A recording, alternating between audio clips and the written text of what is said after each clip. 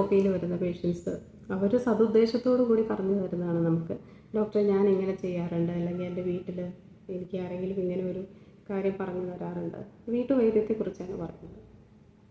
പല പല അസുഖങ്ങൾക്ക് വേണ്ടി അവർ വീട്ടുവൈദ്യം ചെയ്ത് അതല്ലെങ്കിൽ നാട്ടുവൈദ്യം ചെയ്തെന്നൊക്കെ പറയും. അപ്പോൾ ഇതൊന്നും ആയുർവേദത്തിൻ്റെ പരിധിയിൽ വരുന്ന കാര്യങ്ങളല്ല. കുറച്ച് കാര്യങ്ങൾ പറയാനാണ്.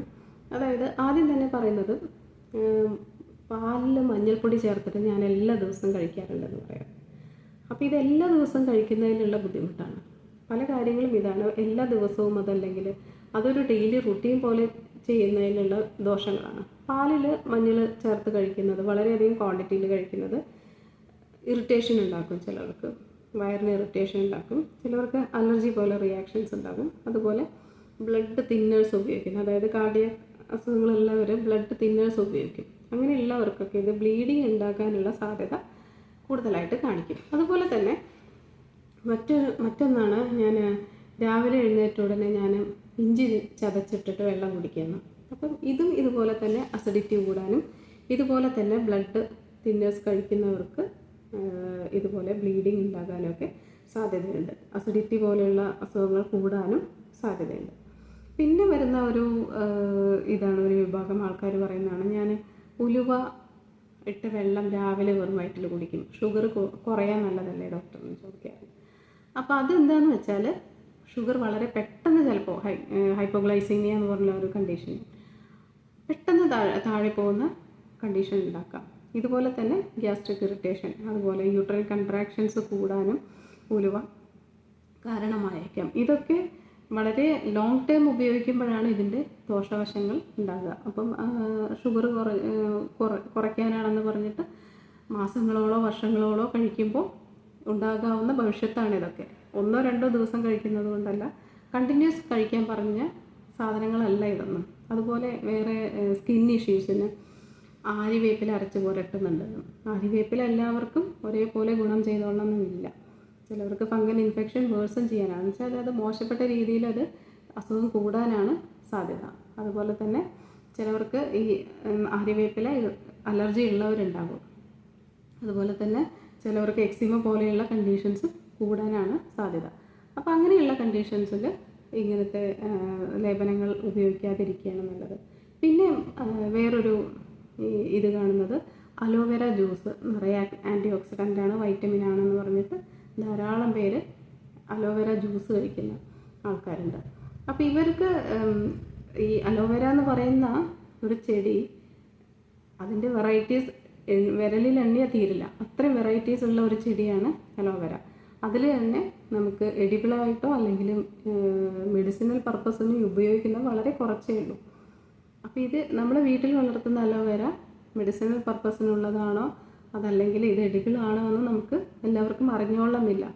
അപ്പോൾ അതിൻ്റെ ആൻറ്റി ഓക്സിഡൻറ്റ് പ്രോപ്പർട്ടിയോ അതൊന്നും ചിലപ്പോൾ കിട്ടിക്കൊള്ളണമെന്നില്ല.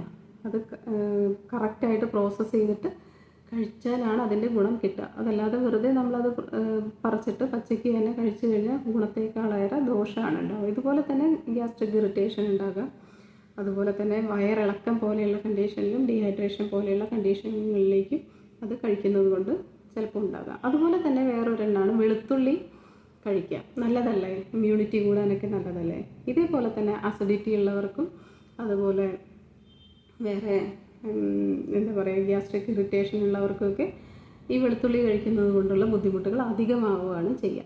അതുപോലെ ആണ് ആവണക്കെണ്ണ. ആവണക്കെണ്ണ എന്ന് പറഞ്ഞാൽ ആയുർവേദത്തിൻ്റെ ബേസ് ആണെന്നാണ് പലരുടെയും വിചാരം. ആവണക്കെണ്ണ വെറുതെ രാവിലെ വെറും വയറ്റിൽ കഴിക്കുക, വയറിളക്കുക എന്ന് പറഞ്ഞാൽ ഒരു ആയുർവേദം ചെയ്ത ഒരു എന്താ പറയുക അവർക്കൊരു മാനസിക സന്തോഷം കിട്ടുന്ന പോലെയാണ്.